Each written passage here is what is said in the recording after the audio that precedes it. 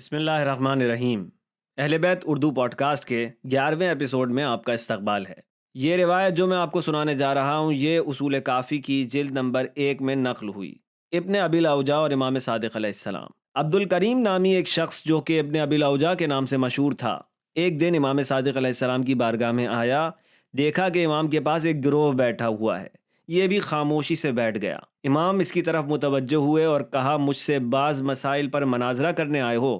ابن ابی الاوجاع کہنے لگا، اے فرزند رسول، بے شک میں اسی مقصد سے آیا ہوں۔ امام صادق نے فرمایا، تم پر تعجب ہے کہ ایک طرف خدا کا انکار کرتے ہو اور دوسری طرف مجھے فرزند رسول خدا کہتے ہو۔ ابن ابی الاوجاع نے کہا، میری عادت مجھے ایسا کرنے پر مجبور کر رہی ہے۔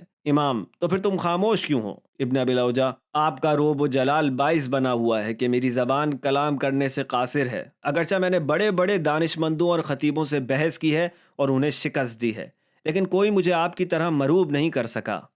امام، اب جب کہ تم گفتگو شروع نہیں کر رہے ہو تو میں ہی گفتگو کا آغاز کرتا ہوں۔ پھر آپ نے فرمایا، تم کسی کے بنائے ہوئے ہو یا نہیں؟ ابن ابی الاوجاع، میں کسی کا بنایا ہوا نہیں ہوں۔ امام، ذرا یہ تو بتاؤ کہ اگر کسی کے بنائے ہوئے ہوتے تو کس طرح کے ہوتے؟ وہ کافی دیر تک خاموش رہا اور اپنے نزدیک پڑی ہوئی لکڑی کو ہاتھ میں لے کر تخلیقی چیزوں کی صفتیں بیان کرنے لگا کہ مصنوعی چیزوں میں اس طرح کے عیوب، مثلاً بڑا چھوٹا ہونا یا متحرک اور جامد ہونا، یہ سب صفتیں پائی جاتی ہیں۔ امام نے فرمایا، اگر تخلیقی چیزوں کی ان صفات کے علاوہ دوسری صفات تم نہیں جانتے ہو تو یہ یاد رکھو کہ تم خود بھی ایک تخلیق ہو، لہٰذا خود کو بھی کسی کا بنایا ہوا جانو، کیونکہ اس طرح کی صفات تم اپنے وجود میں بھی پاؤ گے۔ وہ کہنے لگا، آپ نے مجھ سے ایسا سوال کیا ہے کہ جو آج تک کسی نے نہیں کیا اور نہ آئندہ کرے گا۔ امام نے کہا، اگر یہ فرض کر لیا جائے کہ پہلے کسی نے تم سے اس قسم کا سوال نہیں کیا تو یہ کیسے کہہ سکتے ہو کہ آئندہ بھی کوئی اس قسم کا سوال تم سے نہیں کرے گا؟ اس طرح تو تم نے خود اپنی بات پر نقض وارث کر دیا کہ تمام پہلی اور پچھلی چیزیں برابر ہیں، لہٰذا اس بنا پر ایک چیز کو مقدم اور ایک چیز کو مؤخر مانتے ہو۔ اے عبد الکریم، یہ بتاؤ کہ اگر تمہارے پاس سونے کے سکوں سے بھری ہوئی ایک تھیلی ہو اور کوئی تم سے کہے کہ اس تھیلی میں سونے کے سکے ہیں اور تم جواب میں کہو کہ نہیں، اس میں کوئی چیز نہیں، وہ تم سے کہے کہ سونے کے سکے کی علامت کیا ہے، تو اگر تم طلائی سکوں کی صفت نہیں جانتے ہو تو کیا تم یہ کہہ سکتے ہو کہ اس تھیلی میں سونے کے سکے نہیں ہیں؟ اس نے کہا، نہیں، اگر میں نہیں جانتا ہوں تو نہیں کہہ سکتا کہ یہ سکے نہیں ہیں۔ امام، تو یاد رکھو، اس جہان کی وسعت اس تھیلی سے کہیں زیادہ ہے، لہٰذا اب میں پوچھتا ہوں، کیا یہ جہان مصنوع ہے؟ کیونکہ تم نے تو مصنوعی چیزوں کی خصوصیت کو غیر مصنوع چیزوں کے مقابل میں نہیں جانا۔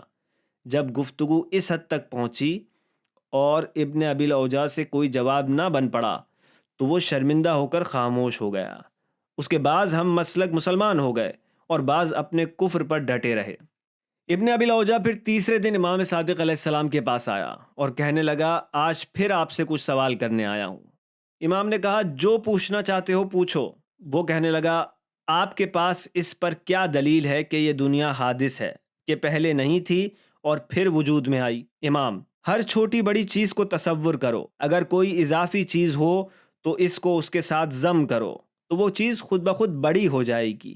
یہی حال انتقال کا ہے کہ حالت اول میں چیز چھوٹی ہوتی ہے، دوسری حالت میں بڑی ہو جاتی ہے۔ حادث کے معنی بھی یہی ہیں، اگر وہ چیز قدیم ہوتی تو دوسری صورت میں تبدیل نہیں ہو سکتی، کیونکہ ہر وہ چیز جو نابود یا متغیر ہو دوبارہ پیدا ہونے اور نابود ہونے کی صلاحیت رکھتی ہے، لہٰذا یہ موجود عدم سے حاصل ہوتا ہے۔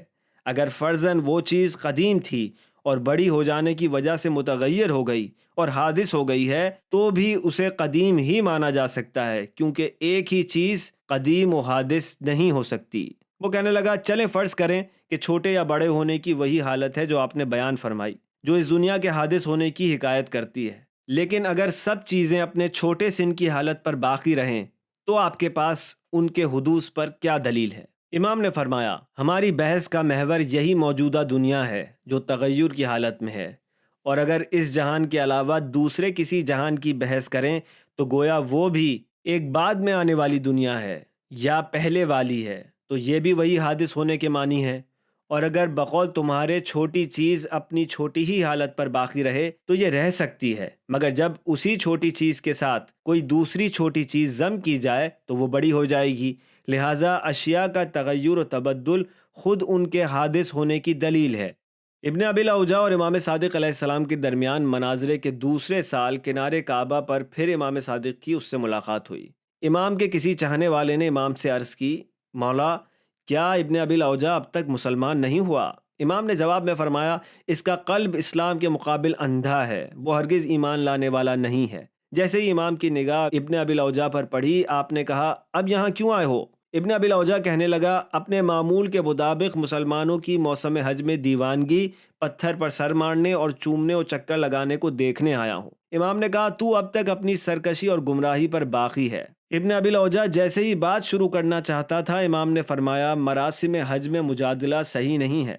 پھر آپ نے اس کی ابا کو ہلاتے ہوئے کہا، اگر حقیقت وہی ہے جس کے ہم معتقد ہیں، اور بے شک ایسا ہی ہے، تو ہم کامیاب ہیں، اور اگر حق تمہارے ساتھ ہے اور یقیناً ایسا نہیں ہے تو ہم اور تم دونوں کامیاب ہیں۔ چنانچہ ہم دونوں حالتوں میں کامیاب ہیں، لیکن تم ان دونوں صورتوں میں سے ایک میں ہلاک ہو جاؤ گے۔ امام نے یہ فرمایا اور اسی دوران ابن ابی الاوجاع کی حالت بدلنے لگی۔ وہ اپنے اطرافیوں سے کہنے لگا، میرے دل میں درد ہو رہا ہے، مجھے یہاں سے لے چلو۔ جیسے ہی اس کے اطرافی اسے لے کر چلے، وہ راستے میں ہی مر چکا تھا، لہٰذا وہ اسی طرح کفر کی موت مرا۔ دعا کرتے ہیں کہ بار الہ بحق اہل البیت نبوہ ہمارے سینے کو حق کے لیے کھول دے اور ہمیں حق کے مقابلے میں ہٹ دھرمی، ضد اور انا سے اپنی پناہ میں رکھ۔ آپ کی سماعتوں کا شکریہ۔ خدا حافظ۔